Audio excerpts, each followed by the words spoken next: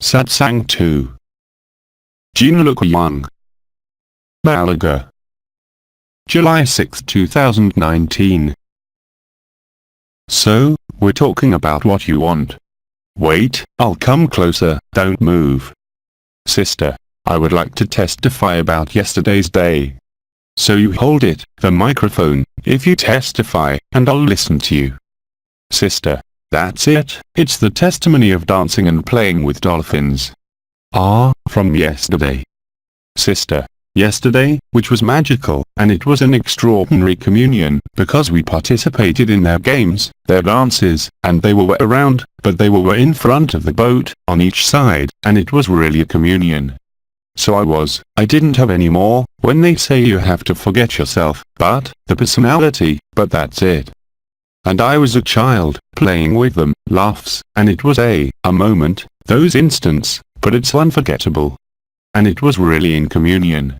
And that was fantastic. If you want, when, in relation to spontaneity, when you are in the spontaneity of the instant, in moments, of course, a little privileged like yesterday, well, you discover the truth right away. This is the moment when you completely forget yourself. Sister, absolutely. You're absorbed in what is happening, and well there you are, instantly, you live freedom. In other words, there is no longer even any need to ask questions about vibrations, visions, vibration increases. Today, if you're able to live this total spontaneity for even a minute, you're inserted into the present instant and you experience freedom. It's constant.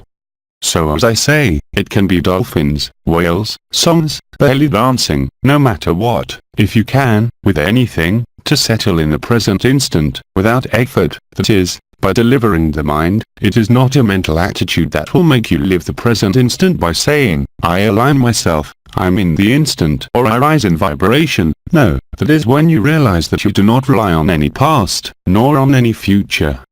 In other words, you are totally settled in the present instant and more, what the brothers and sisters say, when they manage to do that, once again, it can be a dolphin, a whale, a song, anything, you're free, and you can, as I said, it has always been said, you can only recognize yourself. It was not possible before because, for example, Eckhart Tolle. He talks about the present moment for 30 years, but before that it was not possible. Today it is possible, that is to say that the simplest way, when we say that it is the way of childhood, the way of innocence, is also the way of spontaneity, that is to say, being totally immersed in something that is there, without reflection, without technique, without anything, where you are absorbed by what is happening, then well, it was the dolphins, but not the whales, the proof is enough. Only then do you live the truth, and when you live the truth once, you can't forget it. Sister. Oh yes, it's unforgettable. We were osmosis with them, and the game was my game, it was their game, and we were. Completely. Sister. We answered each other, and I had the impression that it was never going to stop and that it was them who were leading the dance, who were driving the boat, it was incredible. Yes, to paraphrase Baidu, those who followed Baidu at the time in 2012, he told us at length about the theatre scene. You hear the actor, the spectator, the observer, and then there is no more theatre. Today, we could say at the limit that it is different, that is, if you accept to be totally the actor of the present instant, you discover that even the observer disappears, and that there has never been a theatre, that is to say that all the efforts we have always made since Baidu, from the refutation, from everything he had explained in 2012, to the limit no longer makes sense. That's what I was telling you today, there's no point in going to refute, since accessibility to the present time is everywhere.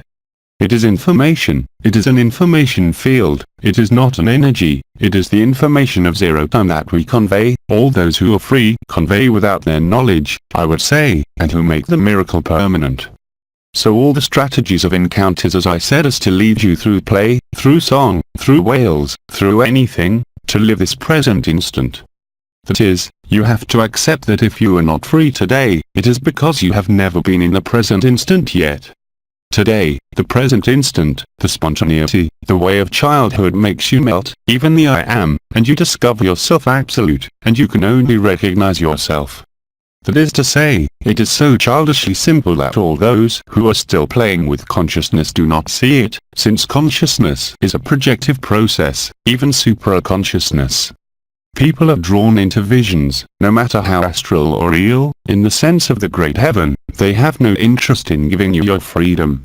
Only childhood, that is, spontaneity, humility, the moment you disappear into any activity, is when you are free. And so I invite all those who are not yet living it not to ask themselves questions, to think, to want to get into vibrations, or to treat anything, really think, mentally, about what the present moment means. If you're really immersed in the present moment, at the neuroscientific level, at the energetic level, at the vibratory level, at the level of consciousness, you're free. So, there is no need to get hammered in the head or to ask yourself billions of questions like before, or to go up in vibration. The fact of being placed, whatever the occasions in the present moment, instantly liberates you. That's the great thing we've been trying to get through since the end of the primary anomaly, is to get people to accept that, finally, if they're really present in what they're doing, well, they disappear. They do not disappear as before with states of stasis or sleep like that unexpectedly, but in the lucidity of the instant, that is, on the ephemeral side, the absolute. As I said, the unknown becomes known, the absolute reveals itself within the ephemeral. What you describe is exactly that, and it leaves not only a mark, a memory, like what today is a memory, it was yesterday, but having lit that moment of communion, fusion and zero time, it has been revealed and awakened in your cells, in your consciousness, everywhere, and the simple fact of thinking at that moment, is not just a memory of what has been lived, but puts you instantly in the present moment, and it is becoming easier and easier. Of course, ego, conscience, spirituality are opposed to this. Of course. So, if you accept this principle, you can only verify it and live it. So what you have to ask yourself if you feel that you are not free, that you are not living this, that you are not living that, is that you have never really and concretely been in the present instant yet. If you're in the present moment, right now, you're free.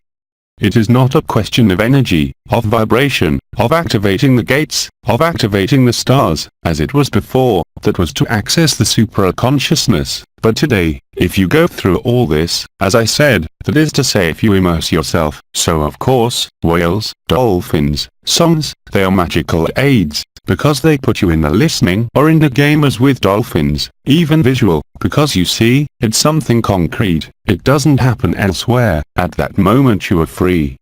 And it is getting easier and easier, because as soon as one of them carries zero time in an assembly, in a group like this, he contaminates everyone, even those who say, but I don't want anything, I don't believe in it, it's not true, it doesn't matter.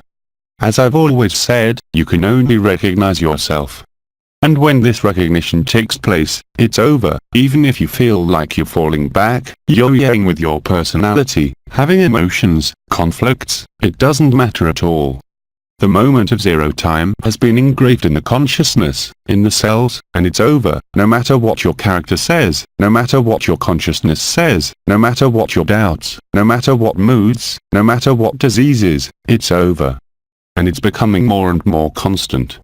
So, yes, it's very important what happened yesterday, since it's worth a great moment of joy. By the way, by watching the videos again tonight, it's evident that it was. There's a feeling of unreality so incredible is it, we lived it. However, we were it, but when you look at the images, a posteriori you say, but we lived something foolish, when we were so immersed in what we were living, all these cries, this spontaneous joy, that we didn't realize it, at the time.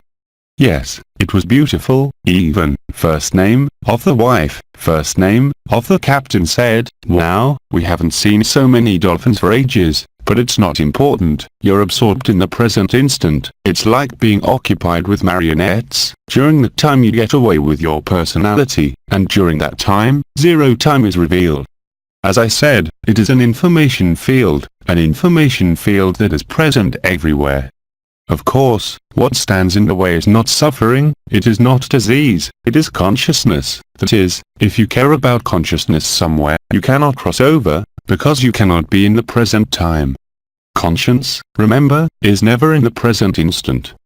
There is only the I am, the spiritual pride, that gives you the impression of being immersed in your own reflection of light. The self is nothing more than that. It is the moment when you enter into expansion of consciousness. You will settle into a state of serenity, of happiness where there is wide light, the halo of saints, all the people who are in mystical states, but that is not enough. That's not enough, no matter how pleasant it may be, it's not the truth. But of course, today, zero time, even if we have talked about the ternary respiratory movement at the osteopathic level that frees the head to access the heart, it is really the fact of being grasped at the level of your consciousness in a specific activity, where you are absorbed in what you see, in what you listen to, in what you are living, that you have released. This is the moment when you are no longer there, because you are really in this naked joy, because you are absorbed in this informational field of zero time, which is not an energy, nor a vibration. So of course, then you feel the vibrations for those who perceive and feel them, but it doesn't matter. And the changes after that can only increase as the days and weeks go by, when you will see that you are really and concretely more and more free, in relation to your body, in relation to your thoughts, in relation to your past, and in relation to all the projective mechanisms. That is to say, you're really and concretely settled in zero time, even if today you have never felt the double terrace, the chakra of the heart, the ascension crowns, the Marian channel, you can only notice this freedom. And it will, of course, be reflected in your life, on every possible occasion. That is, at that moment, you can only realize that you are not your miserable little life, your little character, but as I have always said, your life. And of course, there, all the zones of tension on the level of the body, on the level of consciousness, on the level of history, really disappear. That is to say that even if you have the memories, a memory that is there, you notice that it no longer has any impact, nor any possibility of deviating from this present instant. And the present moment today, allows us to live the truth, but instantly. What makes the scream is your conscience. It's not even the words, it's not even the history, it's what you put in front of you, that is, our conscience. Consciousness, which is a projective mechanism, which functions only through assimilation, identification and possession, but which can never be a restitution, that is, what I have called sacrifice. At that moment, well, you can only see, as Bhatti said, love or suffering, and that is the truth. That is, paradoxically, people who are as close as possible to abandoning, but who do not want to abandon, unconsciously, no matter what, are the ones who have the most suffering. That is, the more you suffer, for whatever reason, the more you are, I would say, at the limit of your own resurrection. While those who sleep, they sleep. But you see well around you, there are people, they don't want any questions, their lives go on, they don't care what happens inside them, outside, they are absorbed into illusion. Now the present instant frees you from this absorption of your life, to live life.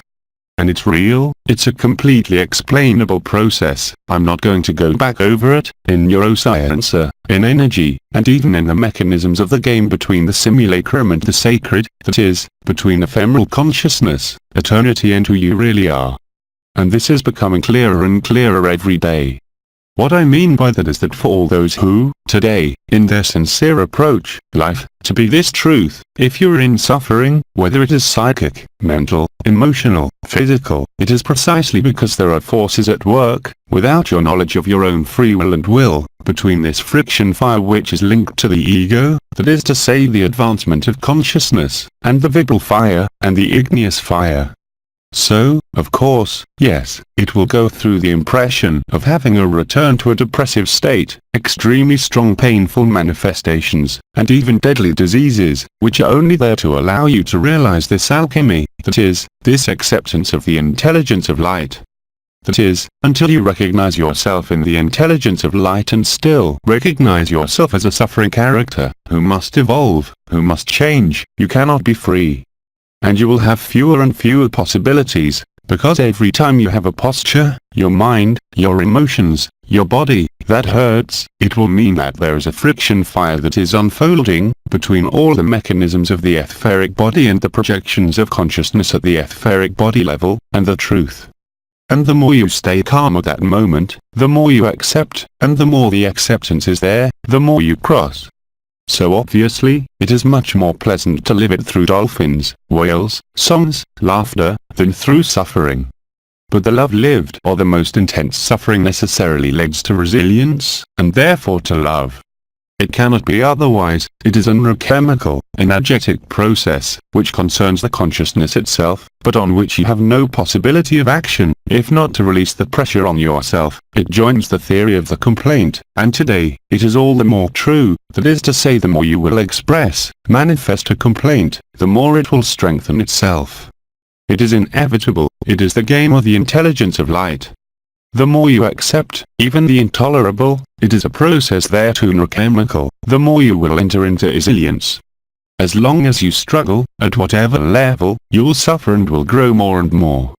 It has been said, it is provable, it is demonstrated at the neuroscientific level, that is to say that today, by this intelligence of light that is there, by this zero time that is there, every human being must accept that he is in the very right place in what he is experiencing, not, once again, do not misunderstand, as what? Well, I have a disease, I let it evolve. No, it is in the mechanisms of predation of yourself towards yourself, that it expresses itself.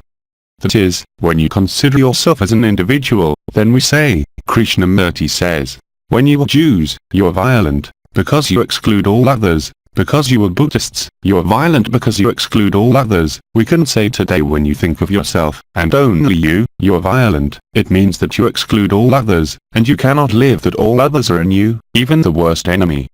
So, it is in this game that is being played right now that the truth is to be found. Accepting this game is also the principle of acceptance and the way of childhood, that is, accepting not to understand, to accept not to see, not to feel even if you feel, and at the moment you cross, and it happens by itself, it happens, as Nisargadatta said, without you. As long as you believe that it is done with you, you are trapped and trapped in your character. But even this trap of your character leads to fire by friction, which is responsible for this notion of love, not, or fear. It is over that, it is love or suffering. Whatever mechanism seems to weigh you down, embarrass you or deprive you of that freedom that is there, comes only from your posture. It is neither karmic nor memorable as the elimination of memories is called, it is simply what is, if I may say, your attitude in the moment. Do you accept or reject? If you reject, you suffer. If you embrace, even the worst of the bastards, you are free. So it is a transformation, I would even say mechanisms of functioning of the most ordinary consciousness, if they are embraced or at least accepted, are instantly crossed.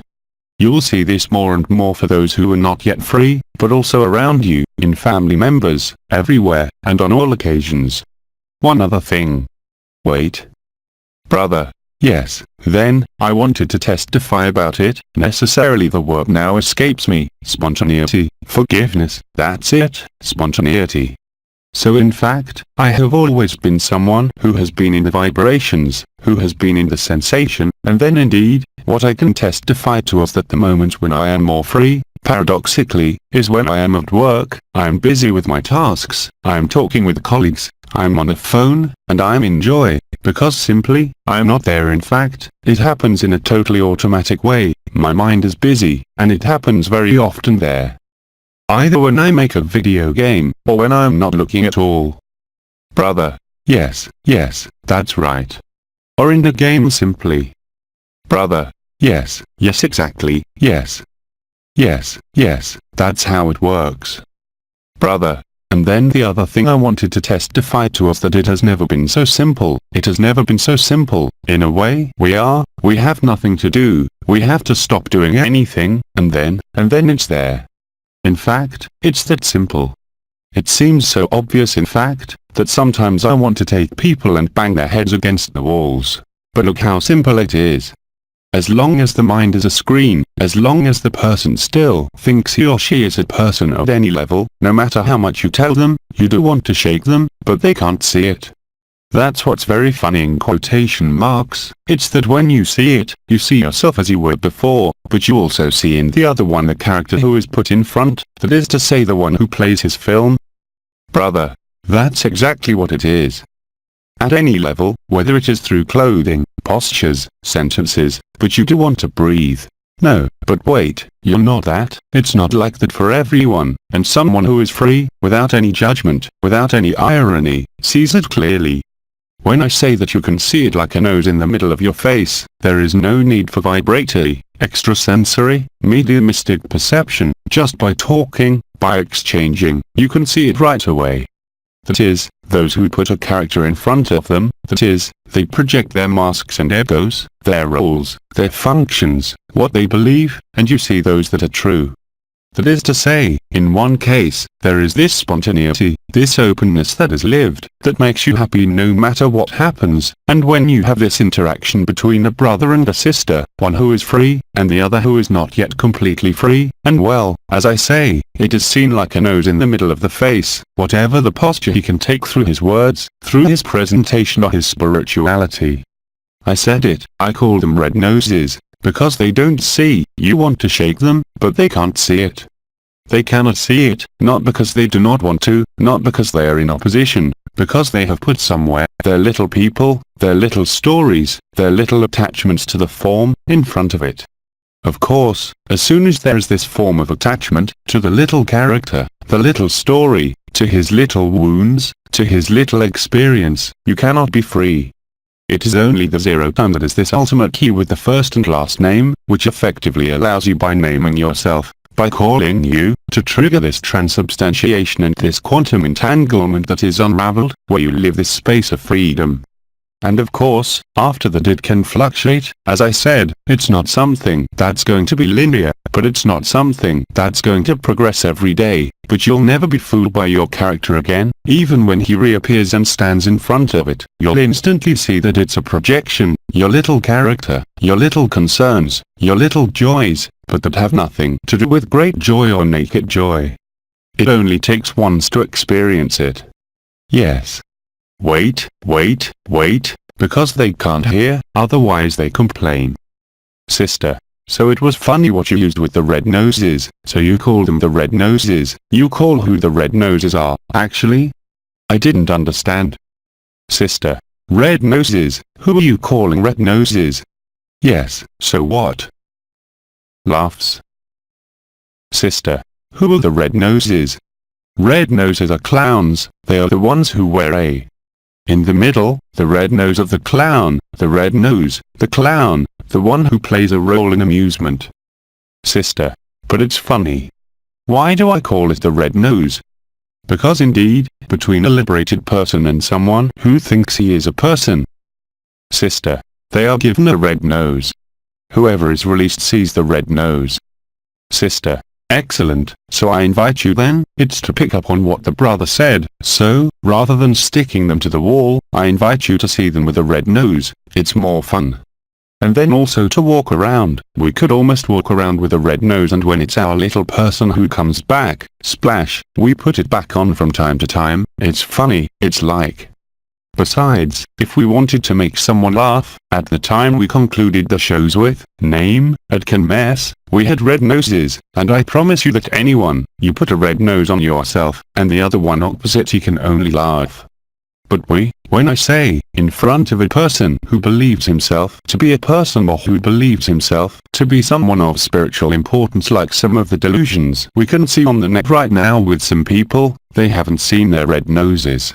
They are puppets in the sense that they've trapped themselves, as I was saying, by the energies, by the visions, by the stories, by the notions of the non-living of agape or the non-living of the absolute. Even among people who claim the absolute, it is wonderful, that is to say that you have brothers and sisters who have kept blogs for decades, who write about the absolute of wonderful things, but they do not live it.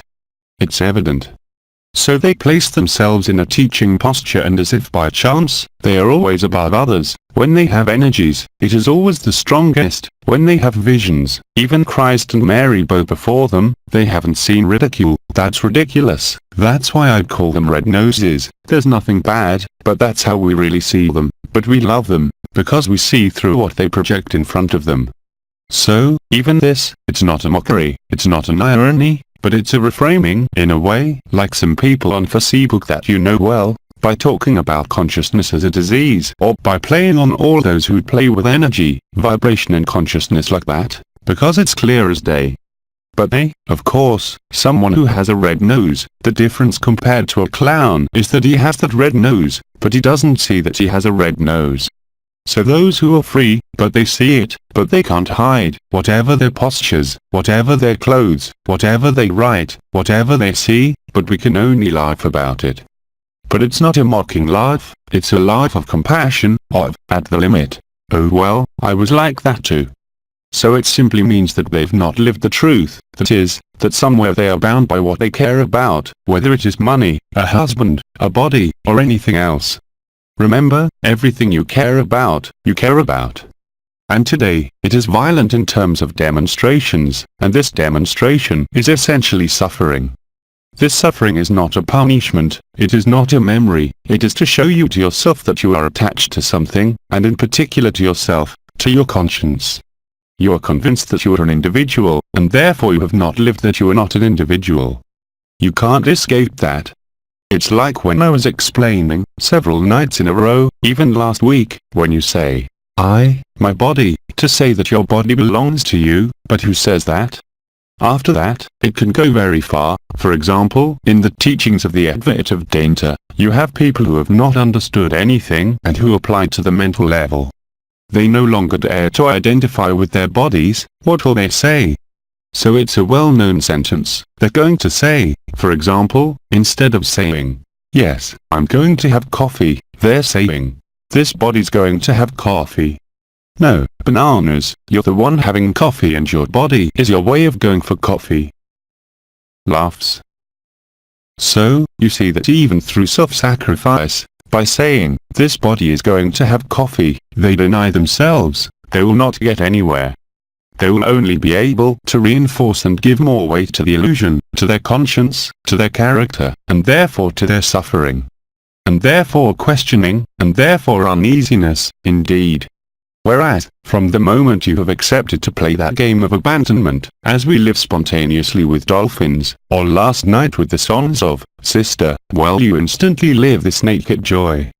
It's instantaneous, there's no need for posture, there's no need to play a game, there's no need to align, but you can't be deceived when you've lived it. While those who have not experienced it, or who have approached it, can only wonder, that is, they will ask, am I free? But as soon as you ask yourself that question, it proves that you are not free. Again, save your questions for the weather, for what you're going to eat, who you're going to pick up as a girl, or whatever. But, compared to what you are, don't wonder.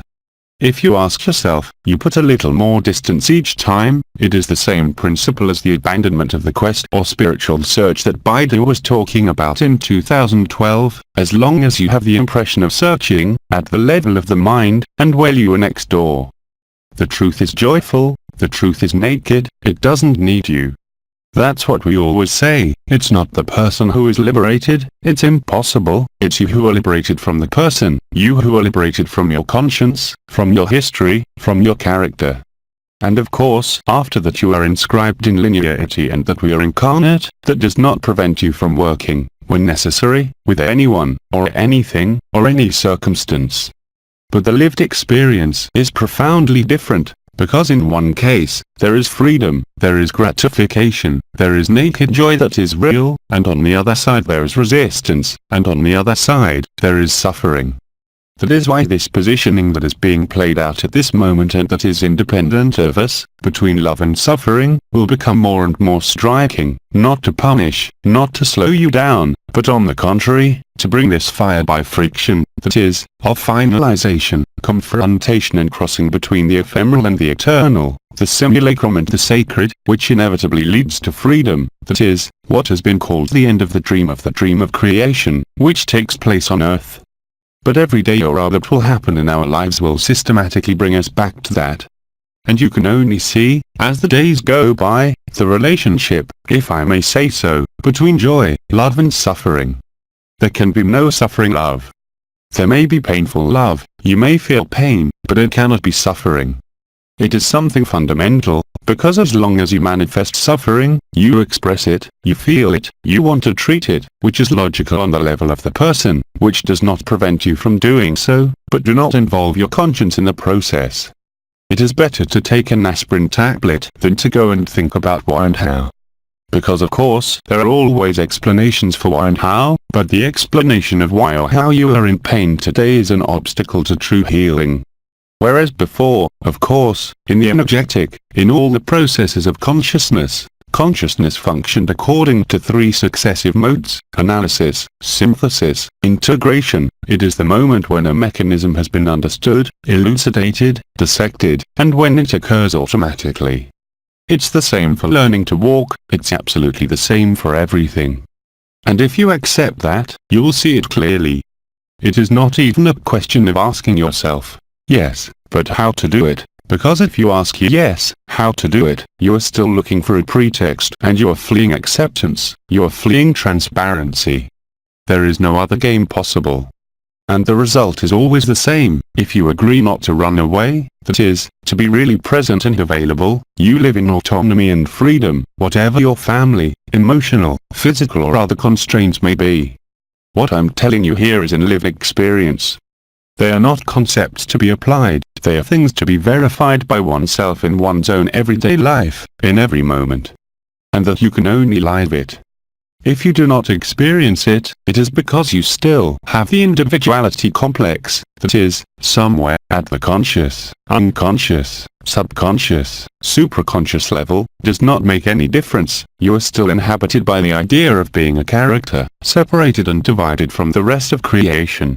So you can't be Eba, since I said that I am indeed Eba, but you are all Eba, just as much. You see, I'm not an Eba who's going to go around like some Hindus with an outfit, a get up on a golden seat. No. As I said in Quebec, and I repeat, my life is awfully simple. There is nothing, there is no ritual, there are no techniques that are implemented every day, there are no rituals. I do not light candles every day, you see. I live life as it presents itself, in the most honest way possible, that is, by being as close as possible to the present instant, even if in a good RAM. Of course, the projective mechanisms, I know them, but I see them, and I laugh about them. While the one who does not see them and does not laugh about them, he is very ill. That's the whole difference, and the difference is going to be more and more visible, which is why I used the red nose, because it shows up lift the nose in the middle of the face. And we see very well the brothers and sisters who cheat. We don't blame the poor people. As Christ said, Father, forgive them, they do not know what they are doing, really and concretely. You can't condemn them, you can't judge them, you can only say, forgive them. They're not awake yet, well, they're not free yet. So there is no mockery, no irony, but there is a real compassion that expresses itself, by the fact that they distance themselves from the truth. They distance themselves from this simple word which is agape, which is vibrational, which has a precise meaning, by saying, it is a religion, it is a sect, but they have not understood anything about the poor, they do not live it. They cannot live it because they place themselves in confrontation, and in opposition. And of course, these brothers and sisters, whatever they write, they are at their worst.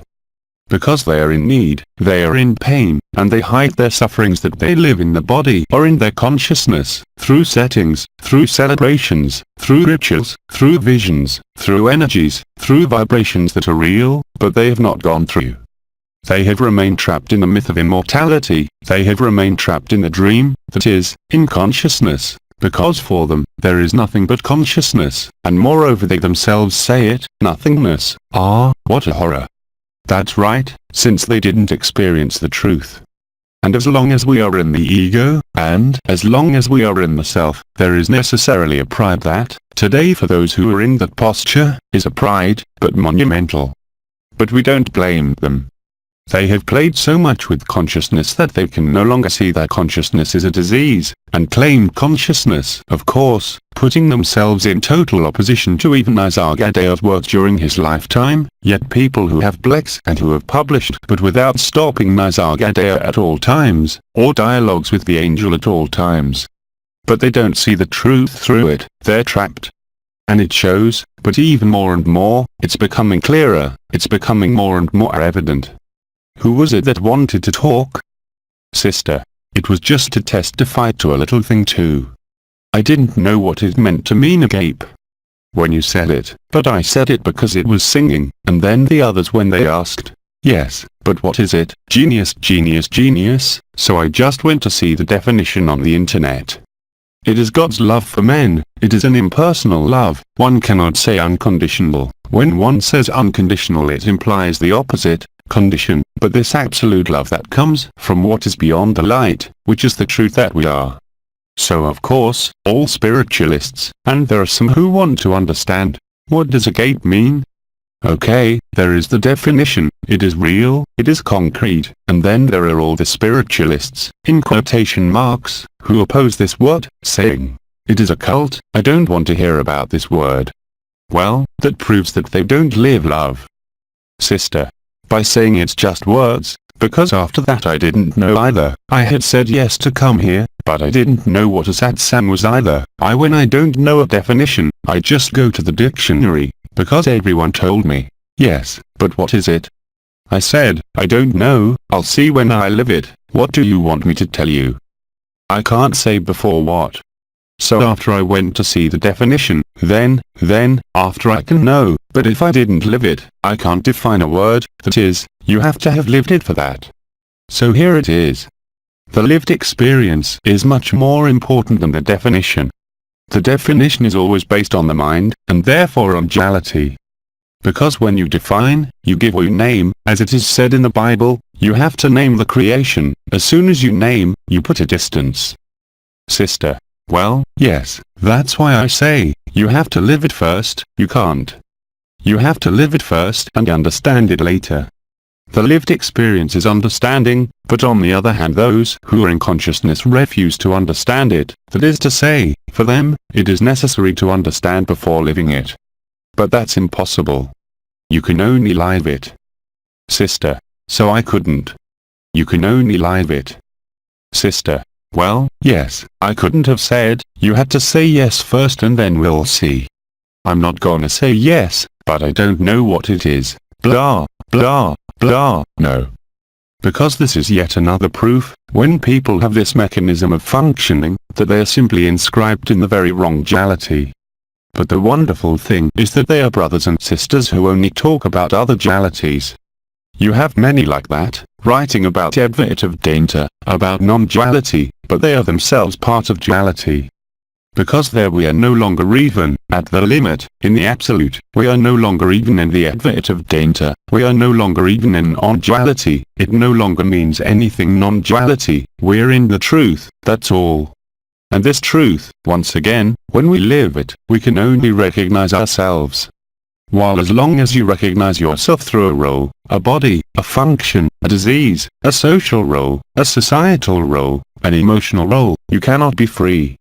So what these brothers and sisters don't understand doesn't stop them from establishing social and emotional relationships and living their little lives, but when they hear this sentence, you are not your life, but your life, they shudder, because for them, it is terrible. It requires letting go of identification with consciousness, identification even with the self, which is the worst of spiritual pride. Even look at Nisargadatta in his lifetime, the first years, he talked about the I am, being the I am, everything else is done alone. But he still ended his life by saying that even the I am is a total scam. It is a monumental spiritual pride, to believe oneself in the light, or to see beings of light bowing down before you, so it translates an ego but monumental, and they can't see it, so there's nothing to condemn, as I say. Father, forgive them, they don't know what they do, because they have such a red nose that everything else is invisible. So these people obviously they will talk to you about energy, vibration, vision, they have followed Esther's dimensions, they know all the circuits, they live them, but they do not give up. They are convinced that they are going somewhere, they are convinced that everything we have seen about the dimensions is true, that now it is me who is delirious, whereas all the dimensions if we have seen them, it is that we have lived them. It's all in the present instant. However, these brothers and sisters cannot, for the time being, be in that present instant. Moreover, if they were with the present instant, they would stop their films immediately, criticizing agape, because a simple word has become a cult. Finally imagine a little, whereas it is a vibrational language with 3 vibratory syllables that have an unlocking effect on certain functions of the hypothalamus, on what is called the seat of identity, of which I have spoken to you, but they, having neither this knowledge, intellectual certainly, nor real, having the idea of even trying to see, it only proves their attachment to illusion. their attachment to consciousness, and that as soon as you're attached to consciousness, today you suffer, in one way or another. But again, it is not a punishment, nor a reward, nor anything else but the game that must be played for everyone. Each one, whatever he thinks, is in his place. What must happen will happen no matter what you do, what must not happen will not happen no matter what you do. If you accept that, you're free. But from the moment you get into the position of saying that is good, that is not good, you don't see clearly. We must not confuse, say there is good, there is evil, and give the explanation as I give it to you, on a process that is at the same time neurochemical, neuroscientific, energetic, and which concerns what I have called noethology, that is to say the science of consciousness, and this science of consciousness, which was introduced in part by Bernard de Montreal, much better than Nisargadatta, today is totally before their eyes. That is, anything that seemed linear enough to them, to Bernard de Montreal or Baidu, or to others, who spread it out from a linear perspective, they didn't see that it was a cyclical perspective, and it was looping. Even the falsified or authentic teachings tell you about the new root race, the coming blue race, the new land. They didn't see that it had already happened, and that it was part of the dream, that we had already dreamed everything, as I said. Of course, when you're attached to this, you can't be free. When you are free, once again, it is seen through spontaneity, through childhood, through the fact that everything becomes fluid if not evident all the time, but that you accept everything, because you know, by living it, that you don't have a choice. And everything is made easier for you. Whereas if you maintain consciousness, through the play of the intelligence of light, everything will become more and more complicated for you, through this friction fire, through pain, through mental questions. It simply proves that somewhere inside you, there is still this myth of individuality, or this myth of immortality. That is, the unlocking of the self and the identity that is inscribed, as I told you, in the nucleus of the central thalamus and the epiphysis, have not been unlocked. That's why the process I made you do and that I make you do systematically at the beginning of this turn breathing movement, is really something that frees you from being a person. And it is in this sense as the communication between the crown of the head, the small, the great, and the crown of the heart, and the chakra of the heart, is real, through the sacred limnisate, which has the possibility today to open the heart, directly, of anyone. You don't need words, you don't need vibrations, either you place yourself alone in Hikandungs, and you feel the vibrations on Hikandungs, or you are made poom, poom, poom, or you are absorbed in dolphins, in whales, in songs, in belly dancing, in anything, and there you are real. And again, it can't fail, because you can't not recognize yourself. If you haven't recognized yourself yet, it's simply because it hasn't happened. It's as simple as that. Whatever your postures, whatever you say, whatever you think about it, it doesn't change the reality of the process. There is no point in being in denial, in opposition or in confrontation. Once again, what I am saying is not only related to my own lived experience or that of brothers and sisters, but it is also based on very concrete data on the functioning of the consciousness and the brain. Sister, I would also like to share that this can also be done, even when we are in a relationship. We are not obliged to, because, for a long time I fought a little bit with that you had the impression that to free yourself, you had to be alone, blah, blah, blah, short. But if you're in the truth and the position you have is exactly the position you have to have, it is that, even if you don't evolve the same way in a couple, well, sometimes, the fact of embracing everything and following it's what we're going through, well, while being with the other, well, it still blossoms. Even if it's not every day simple, to stay in the position, you don't have to get away or go away or break up or divorce, or whatever. That's what I meant. It's that sometimes you can just do with. It is not elsewhere than in the heart. Any external family, emotional, geographical or conditioned situation is incidental. Sister, it's just a small testimony, because sometimes you can say, oh but then, or even with the family, sometimes, in the family it's not always easy. Well, it hasn't always been easy for people who open up, who shine or who want to make this path. I'll say, finally there it is. And to dare to be spontaneous, natural and to live what you want to live while being in your own family, with your own friends, well, with everything that is there, it's no need to isolate yourself, to be alone, or to be, it's precisely to have, I don't mean courage, but to trust that even where you are, if it has to flourish, it will flourish. That's it, and what doesn't have to happen won't happen. Other sister, they say that when you're alone, it is easier to access.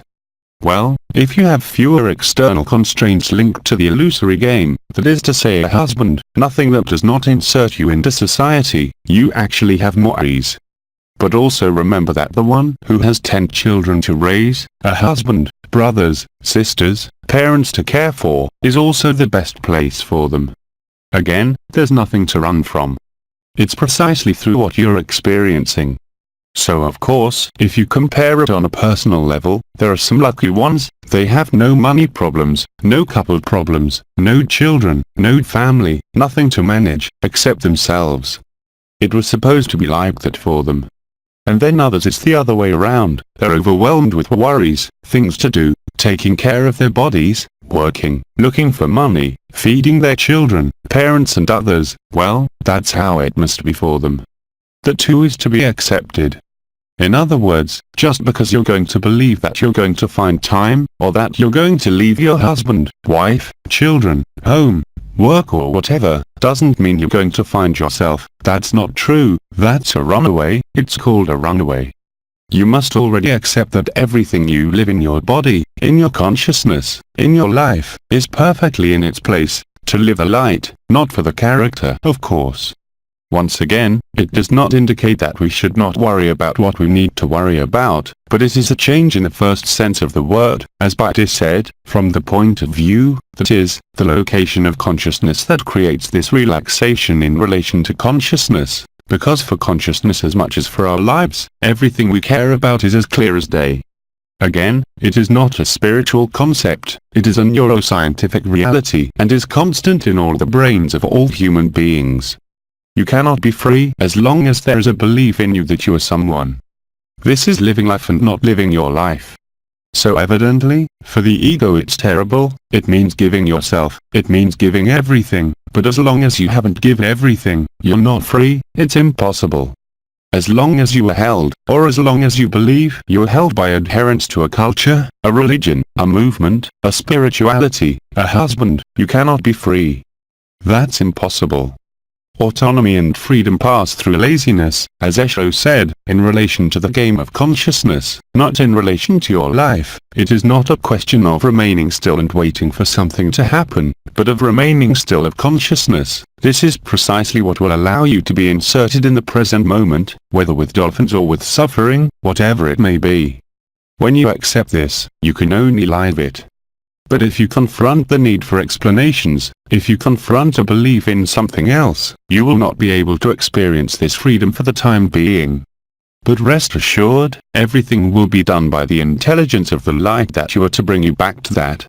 If you have to go through death, if you have to go through a disease, if you have to go through losing everything or winning the lottery, it will do it.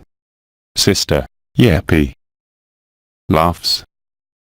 You have no means of control. Everything you think you control, controls you. Everything you think you control, controls you. Everything you think you control is directing you, and that's absolutely formal.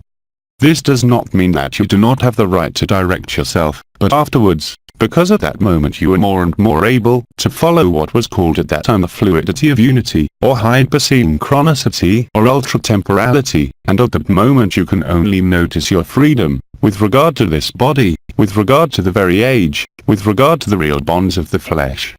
You can only notice your lightness, you can only notice that you're always there, even if there are emotions that pass, even if there are pains that pass, and that this naked joy is permanent, even if you're in silence, even if you are all alone. Once again, these are not concepts, they are the lived experience of countless brothers and sisters, and they are the common experience of everyone at the collective moment, that is, at the time of the event. But the ways to do it, and well they are more or less light, as we can see around us. You have brothers and sisters who are sinking into pain, suffering, illness, questioning and others who are free from all this. And there, as I said, there are no prerequisites, just because, even if we have the assurance that it has always been said that, we are free as soon as we live one of the crown simply, but the way to discover freedom is not quite the same. In one case there is resistance and suffering, in the other case there is evidence. That's why these words are used all the time, because that's really what it is. Either you are aware of what you are living at all levels, or you are wandering. As long as you question yourself, you are not free. I am talking about this in relation to you, I am not talking about the issues we are exchanging here, but look at your life, how many times a day you are questioning yourself about what is happening or what is not happening. If you don't wonder anymore, it means you've accepted life. That's why, for example, when someone tries to tell me from near far, for example, what we're going to do tomorrow, I'm unable to tell them, except for the things we've planned at a certain time. We've set an intention, there's an encounter, there's a journey, there's a stay somewhere, there's a visit somewhere, but after that, it's over, it's classified, it's been written, it'll happen or not, but it's not my area of competence. This way, you make yourself more and more available for life and less available for your ego, your conscience and your character. And it is a soothing, it is a livening, and it is a total jouissance. Sister, beyond any questioning, when we drop everything, in fact, it is not us who decide. No. Sister, it is the life that decides for us. Absolutely. And today, if you accept that it is the intelligence of light that decides, you no longer decide anything. That is to say, you do not decide not to buy a particular vegetable or a certain vegetable, or to make a particular journey, but at the level of the mechanisms of consciousness, everything is obvious, it unfolds like a letter to the post office, I would say, where your whole life will be filled with signs, grace, evidence, synchronicity, and everything becomes light. You are well able to see, everyone is able to see, whatever their intellect and emotional quotient, whether they are light or not. You can see very well during the course of a day, the moment when you spend in peace and the moment when you are not at peace. Now the truth is a total peace, without question, without interrogation and without tomorrow, and without yesterday. It is the immersion in the present instant or the present time that is the eternal time. The only obstacle, as has been said, is not even karma or this bullshit, it's the location of your consciousness. If you are constantly projecting your consciousness in front of it through energies, vibrations, visions or the need to know tomorrow, you cannot be free. Be free first, then you will have all the abilities. But do not put the cart before the horse, that is, do not put claims forward on what is there naturally. Without it, you're taking it away.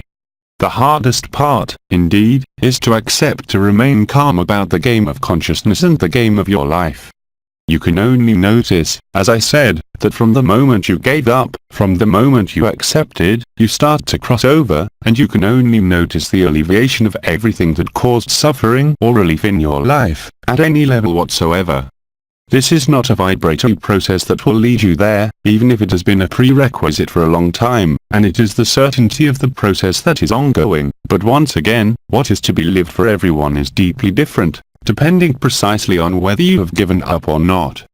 And it can even be seen between us, more or less liveness, more or less spontaneity, more or less availability, and that, it can't be wrong, you can't be wrong either. It is not a mechanism of duality or discrimination, it is simply what is being played out at the moment, and there is no good judgment, there is no location that is better than another. So, first of all, stop judging yourself, stop discriminating, nothing is good, nothing is bad. As long as there is a notion of right and wrong in your head, apply it to anything, you cannot be free. That's non-judgment, that's accepting the present moment, that's not discriminating whether it's good or bad for you. Of course, you have to be stupid to say that good and evil don't exist, they exist, but they concern this plane, not what you are. And if you want to be who you really are, you must give no weight to the dream, to the illusion, to what is happening. So all the circumstances of our body, of our lives, of the events that take place there, have only for purpose and object, to present us our own freedom. And how do you want to live it if you are, about anything, questioning yourself, or judging in terms of right or wrong what is happening, in energy, vibration or in your life? You didn't want to, wait. Go ahead. Sister, I just wanted to know, between consciousness and spirit, the spirit you didn't tell us about it. Consciousness, whether it is ordinary consciousness, unconscious, subconscious, supraconscious, makes you believe that it is you. The mind is impersonal. The mind has nothing to do with consciousness, it is the germ of consciousness. This spirit is not differentiated, there is only one spirit, as the North American Indians say. There is only one conscience, it is said, that is the truth. There is only one spirit, within one consciousness, which has fragmented into 9 units of consciousness and worlds. Each fragment is an individual or a consciousness, mineral, vegetable, animal, angelic, etc. But each fragment has in it the totality, it is the principle of the hologram. So consciousness is a hologram of the spirit. The mind cannot be grasped, and it is said that the spirit blows where it wants and when it wants. The spirit joins what was called at the time the spirit of the sun, the paraclete, the choir of angels and the impersonal, and Enoweden in part also, it is the same vibrational aspect we will say, with different colorations, but it corresponds to the same source, if I can say, which is the spirit. The mind cannot be customizable.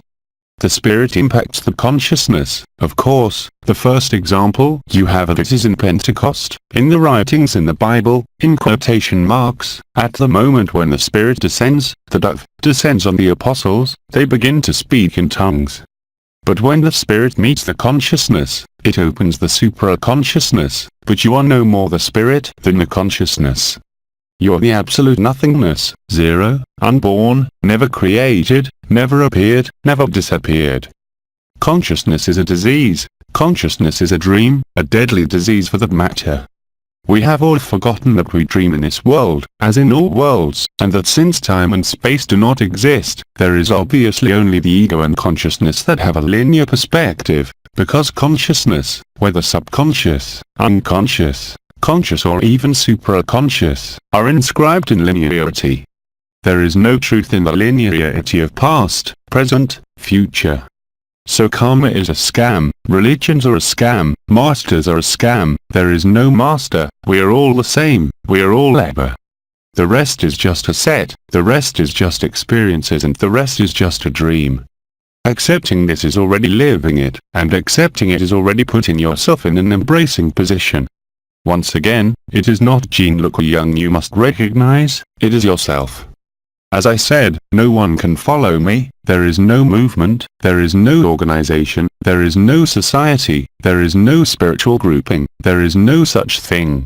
Name, I am a free speaker, or a free lecturer, but I can't organize anything about that, except specific dates to meet people. But again, as long as something is presented to you, in the form of an affiliation, a commitment to a concept, to ideas, you can't be free. What I am telling you here, once again, I repeat, are not concepts, they are things that anyone can accept and verify for themselves. There is no need for energy, no need for vibration, of course, if they are there, we can rely on them, again, to live the supra-consciousness. Because at some point the supra-consciousness, well, the ego will trap itself and deflate like a bladder, especially now. But the ultimate key, as I said, is the present moment. It is your name and your first name, that is, it is within the very heart of the ephemeral, within the very heart of here and now through this body, that you can live the truth, and not in the very processes of travel in bare consciousness. It is in acceptance that the truth lies. Accepting the unknown makes you live it, accepting the unknown makes you known. You do not have to ask yourself noon to 2 o'clock as a questioning or a technique, or as a way of proceeding. It is a chemistry inside the consciousness and the brain, which realizes itself. And it will be all the easier as the days go by, even if for some people, there is an impression that it is getting harder and harder. But it is precisely this increasing of apparent hardness that leads you to liveness and, above all, to freedom. Truth cannot be asked for, it can only be recognized. Brother. And then there is something else. Before we could talk about spouses or conditions that allowed freedom, it's permanently, either negative event allows you to see something you haven't seen yet, or you're, by friction, then it brings you closer to the 0 point. Absolutely, absolutely. Whatever the event, everything is perfect. If you accept that everything is perfect, whatever your complaints, it's the same. For example, about the processes that were happening on Earth. At one point, I stopped publishing all the, moreover it had been said by OMA, if you keep looking at what's wrong, how can you be fine? It's not a denial, but at some point, you have the right to monitor, I love it, to monitor the news and so on, but what weight do you give to that, compared to the inside? It's just passing, it's just support points too. When we see what is happening in concrete terms, well, it strengthens adherence, it strengthens the conviction that we are not consciousness and that we are totally independent of everything that can be seen, of everything that can be felt, of everything that can be perceived. We're anterior to any perception, the true freedom is there. And that will translate, as I said, into your life, into health, lightness, fluidity, where there is no more resistance, where there is no more suffering, where there is no more questioning, and where everything is actually easy. And it's for everyone, the compensation is the same for everyone. As soon as you pass into acceptance, into sacrifice, you happily cross everything that the moment before seemed to make you resist, or suffer, or not lived.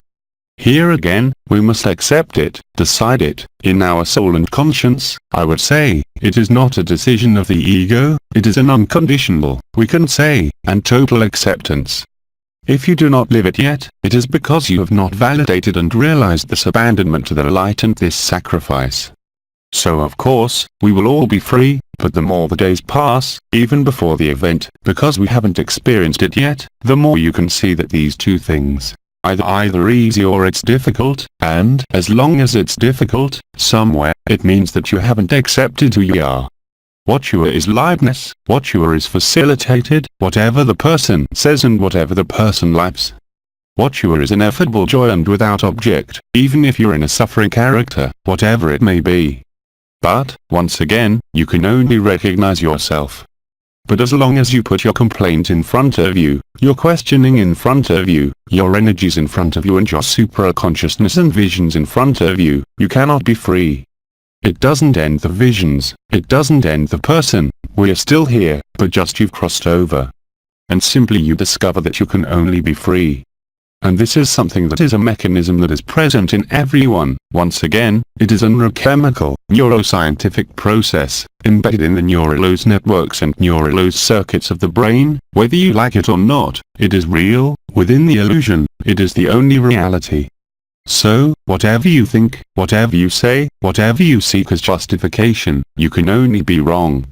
And you're deceiving yourself, and you're depriving yourself, for the moment, of this true freedom.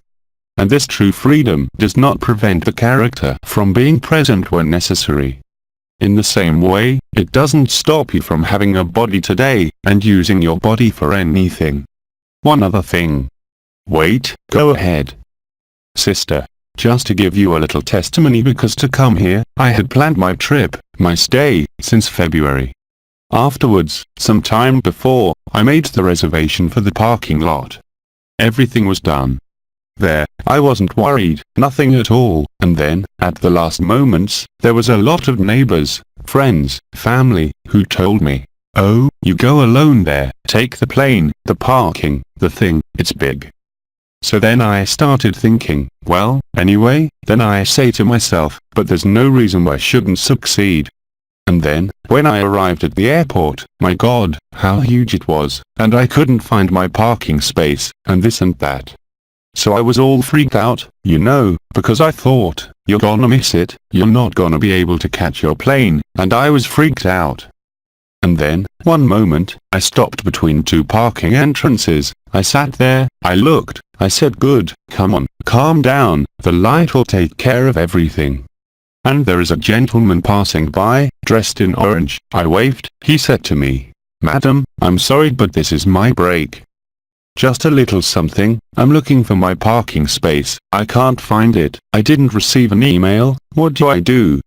You press here, you give your car number, the number you have, it will register. I called and 2 seconds later, they explained to me where it was, and once I didn't want to come back, all that, but once I dropped it off, I found my parking space, I picked up the bus to go to the terminal. There were several terminals, and there were 2 people left in the bus, me and then a gentleman at the back. I said to myself, Did I get in the right thing? I was in the right thing, arrived there. Anyway, everything started, but then after that, all I could think about was going quietly and there was no problem. But as long as I still had the thoughts of those who were telling me all this, it panicked me at one point. Panicked? No, not panicked, but I thought you're really going to make it, and once I called the light, well, everything started, and I was even very early. I could read, I could relax, eat, whatever. That's the way it always goes, which means that as soon as you let go, there's a reward. You know, look, for example, when we left for Quebec City, I made a mistake when I filled out the electronic visa application. The first time I applied for the visa was in January. It was an electronic visa, so we sent you the acceptance by email, and then it was relayed on all airlines, and when we arrived at the counter to drop off the luggage, I was told, you can't leave, and 2 hours before departure. Because my electronic visa certificate, it didn't accept dashes, so I put a young, Jean look, Jean tired look, so it wasn't over. So for them it wasn't the same idea as the theft thing. It took, the girl tells me there's no way we're leaving. 1. I had no credit card that worked on me. I had to pay by credit card on the internet, and in January, I received the electronic visa 2 days later. I can find a friend who lends me her credit card number, fill out the thing, sitting on the floor in front of the baggage check-in counter, typing that, recreating the certificate. I show the girl the acknowledgement of receipt. She tells me, yes, that's the acknowledgement, but you don't have the visa. She says, it's going to take 2-3 days, as usual, and then the email came right away. And there was, indeed, at the beginning a kind of haste, like you, saying to myself, but how am I going to do it? People waiting for me and everything, it's not possible. And at some point I settled down and said, what must be, what must not be. I rectified the error. If the electronic certificate, which did not depend on an individual but on electronic circuits, arrived, I left. If it did not arrive, I did not leave. So it's not even a matter of trust, because at first I also reacted, protesting against I don't know what, and then I said, well, anyway I don't have a choice. Either the electronic decides, and then what happened is that I received the new electronic visa, but 2 minutes later, the girl tells me, it's not possible. But if you look, it's there, try it on your computer, and it's over. And everything is like that, even if the character, even if he did need it, it was still me who needed to retype the identity of my passport, to ask again, to make the request, to pay by credit card the visa request. And obviously at that moment, there was both I would say, at the same time, the character who was panicking, and rightly so because it was necessary, to ask again for the certificate, the character who said, yes, but anyway electronics will not be done now, indeed it is right, I will not leave, and on the other hand, not even the will to leave, but the certainty of what was to be will be anyway. It lasted 2 minutes, the certificate arrived. That is to say, all the experiences in your life prove that if you accept, everything becomes easy. If you refuse, everything becomes difficult, on all levels. Sister. And besides, the gentleman there, who was adorable, he took his break time, I kissed him on the cheek to thank him, he was. Wow, I said. Oh, thank you. Yes, but that is life. When you are life, all the circumstances of your ephemeral will contribute to this obviousness and ease. At all levels. There I took the electronic example, you met someone who told you, if you have, it's not trust, it's not faith, it's not will, it's really. Sister. Abandonment. It is really the instruction in the present instant that creates abandonment. You're available. If you make yourself available, light is available to you, at all levels, whether it is financial, emotional, event-driven, from a few sectors that it concerns, the intelligence of light, and as we have said, it is a state of total grace. And which can only be seen, lived, and demonstrated in each day that you live indelibly. You can only see it, and you can only live it. Sister. But before had a hard time for a good half an hour, yes, but that's how you see it, that's how you learn in quotation marks, and that's how you understand what's going on. And that's what puts an end to the stopping of the engine of suffering, as Eckhart Tolle used to say, wherever we understand that we are not this character, not this world, not this world, not this world, not this history and not this scenario. Sincerely believe that all the brothers and sisters who live agape, who shout it, who sing it, who testify to it, are in the truth. They are not in a lie or a travesty. They have no pretext. They do not need to be punished or recognized at all. They need to testify, that is, to give themselves even more, that's all. One other thing. You tell me when you want to take a break, because we have 4 hours, over to you. Brother, I would like to testify. In fact, a few years ago, I was asking myself questions about my false beliefs, about what I should live in life, because of my journey, my quest, etc., and I was always frustrated not to live, not to hear messages, not to live love, not to feel well-being, etc. And today, I realize that it is really a gift, in fact, that all these feelings that have been spared me, that all these messages that I have not heard, greatly facilitate my life today, because in fact, I realize that everything is simple, that there is nothing to feel, there is nothing to live for, there is just to be there, and simply in presence. And it is in this simplicity that everything is actually done. So, the gift, it's actually there. Of course, remember, it's when there's nothing left, in every sense of the word, that you take it at the level of death, that you take it at the level only where there's no story, no message, no vibration, no energy, that everything is there. So obviously, on the pedagogical level, on the collective level, it was necessary to raise the vibratory level one moment to literally take man off the trap of his ordinary consciousness, through the opening to the supra-consciousness. It is the descent of the supermind, as Sri Aurobindo said, which started anyway in '84, and it took all this time to see, even for the elders, that all this was only a dream. But in the dream, there had to be something written, since the dream was written from the initial moment, which is nothing more than the final moment. Like everything else that happens, it had to be lived by the consciousness that was the agent of the dream, but somewhere that had to be seen as a dream.